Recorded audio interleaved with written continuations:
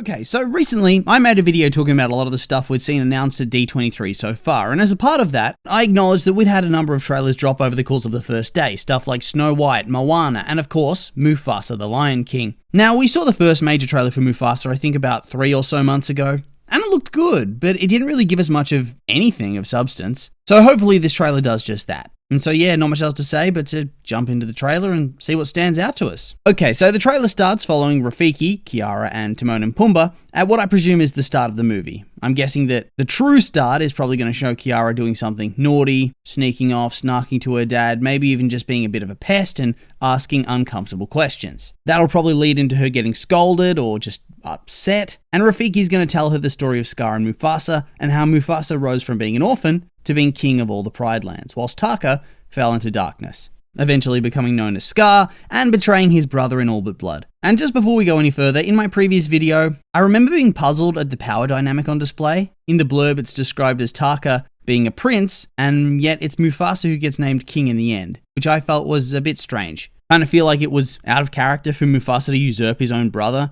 and odd to make Scar's fall from grace feel so much more sympathetic overall. I mean, not hugely, as he does end up trying to have a child brutally murdered, but you know what I mean. So yeah, I did feel a bit weird about all that. I wasn't sure it made much sense, although now having watched this trailer, I kind of think it does make more sense. I think the film's going to be a parallel to Simba's own journey, or at least Mufasa's story will parallel his. Through some way or another, probably an attack by a pride of white lions, Mufasa gets separated from his family and his home. He starts off the trailer in a river floating along. He describes himself as lost. Not astray, but as lost. And in the trailer, he talks about sometimes smelling something on the wind. Home. So I reckon the story's going to be that his family was attacked by the White Lions in the Pride Lands, as in Pride Rock.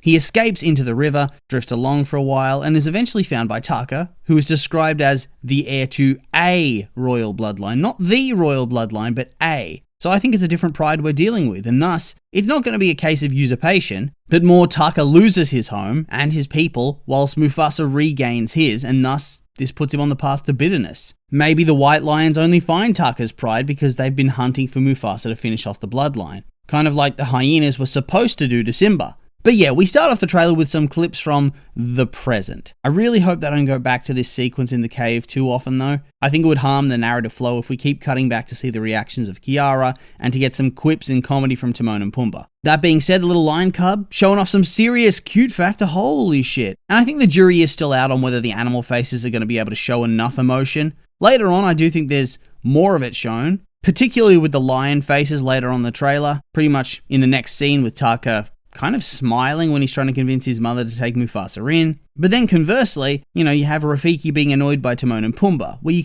can see he's annoyed, but I don't know. I think I'd appreciate it more in the face. It's still pretty static. But yeah, we then cut into the story properly, where we see Mufasa's floating alone in a river, and he meets Taka, and I gotta say, the animation is so good. The water and the fur, the detail, all the reeds by the water, the faces, the glistening of the eyes, the fur, all of it. It looks so damn good. Although, I gotta say the voices are a bit whack for me. Obviously their voices are going to change as they age, and Taka I understand, I can see the progression. But both the child Mufasa and young adult Mufasa voices, whilst they sound good enough as individual characters, the idea of them someday becoming the voice of James Earl Jones, give me a break.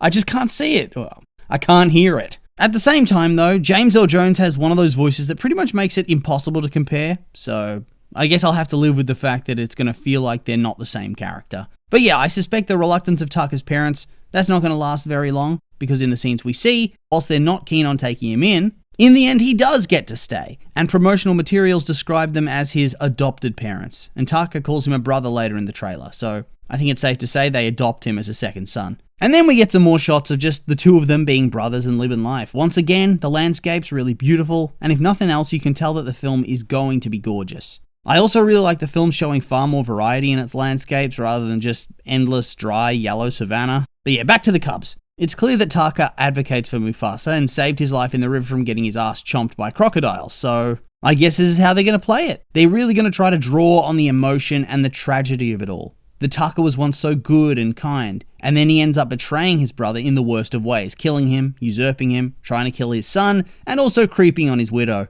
Yikes. I really hope they can convincingly pull all of that off because let's be real, those are some heinous deeds. And yet the Taka we see pre-Scar, he's a completely lighthearted and upbeat character, rather silly in truth. So they really do need to do the writing of his fall from grace very well. I mean, maybe they're going to try to milk this and have that take place in a second film, but I do suspect we're going to see it go down in this movie. I hope it has an emotional impact. It's something the first film did struggle with, replicating that emotion you get in the OG traditional animation. I mean, just rewatch Mufasa's death in the new one versus the old one. It's night and day. But hopefully with this original story, using the classic characters, they can recapture that magic, hit those vibes properly. For this trailer at the very least, they're really pushing that brotherly bond.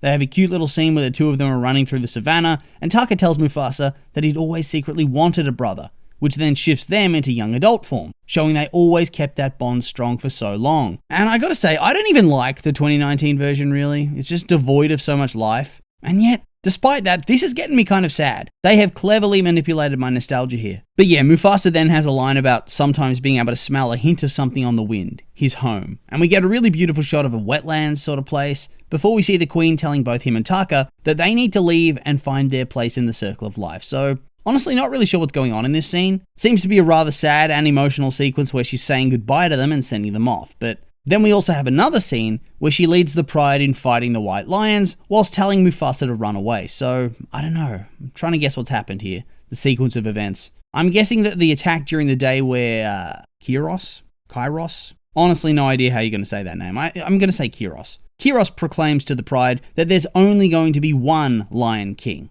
Him.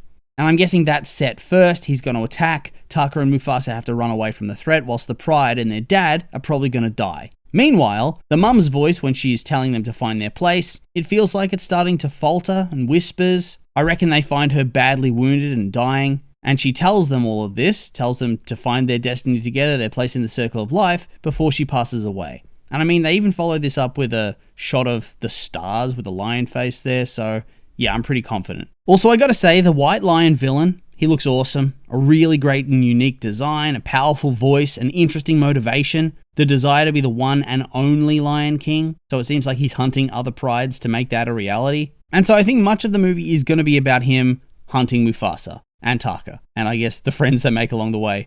Rafiki does have a young casting, Sarabi's been cast, so I guess they're going to join the pair on their quest, which I suspect may involve gathering up allies that can challenge Kairos and his pride. And it'll eventually lead Mufasa home to reclaim the Pride Lands and become the Lion King we know from the first film. I mean, we do see a bunch of lions living up on a snowy mountain. Once again, gorgeous effects, gorgeous scenery. And they didn't appear to be the white lions to me, so maybe he takes on this group and earns their trust. Maybe they're his exiled pride and he finds them again. Maybe this is where Sarabi is from. I don't know, just spitballing, just speculating. Mufasa does have the line, "We must fight together," so I suspect that whilst the trailer's framing that as him saying it to Taka, he's actually going to be saying it to a group of lions. After all, it wouldn't really be the first time a Disney trailer's been less than accurate about the finished product. And at the same time, it's clear that Taka, at least from the trailer, is less than keen to fight this battle. He's likely more content to keep running, as otherwise they might die. And I suspect this, combined with the very contrived love triangle that the remake has set up with Scar, Mufasa, and Sarabi. And then on top of that, Scar potentially being badly wounded in the fight, hence being named Scar, with Mufasa getting all the glory, the girl, the recognition, and the kingdom. That's all going to become the driving force that the audience can see at the end of the film is going to lead to Scar. In his eyes, he ends up with nothing, even though we see Mufasa say things like, "I'm here to protect you, my brother," within the trailer itself. And yet despite that, Mufasa takes the lead and the crown. And maybe that builds resentment within Taka and pushes him down the path to becoming Scar. And in more narrative foreshadowing, in the last scene of the trailer we see Taka push Mufasa off a cliff to save him, just once more referencing their eventual fates. And I gotta say, it's happened a lot in the trailer now, so I hope the movie doesn't rely too hard on nostalgia and callbacks, and in the end is capable of properly telling its own self-contained story. And man, Taka's just 100% lighthearted and goofy in this trailer. I really hope they're able to pull off that fall from grace, because right now, apart from the scene where he's being pragmatic about their chances of victory, which I guess some could consider cowardice, the trailer hasn't really shown much of a negative side of him. And so you'd think they'd have to get that in motion, right? Unless they're going to follow this up with Taka, a Lion King story, which would not be ideal to me, but it could happen. It is Disney after all. But yeah, whilst I'm a bit apprehensive about the story, well, more than a bit apprehensive about the story, I think the visuals, both the quality, the grass, trees, the animals, the water, hairs, and the flecks of dust, they're all top tier. And I think the animal emotion, that's come a long way. And also the design choices, as in the variety of scenery, infusing more colour and life into the world. It's gotten me kind of excited. And then the hints of the soundtrack we've had in the background, that 100% has me more hyped than anything. If they can even slightly recapture the magic of the OG Lion King soundtrack, then we are in for some good eating this movie. And so yeah, not really much else to say for this trailer, so I would like to say these have all been my opinions, and now I'd like to hear yours. What did you think of the trailer? You hyped for it? Maybe not? Anything from what I've said you disagree with or want to add to? I'm curious for your thoughts, so make sure to like, comment, and subscribe, and let me know.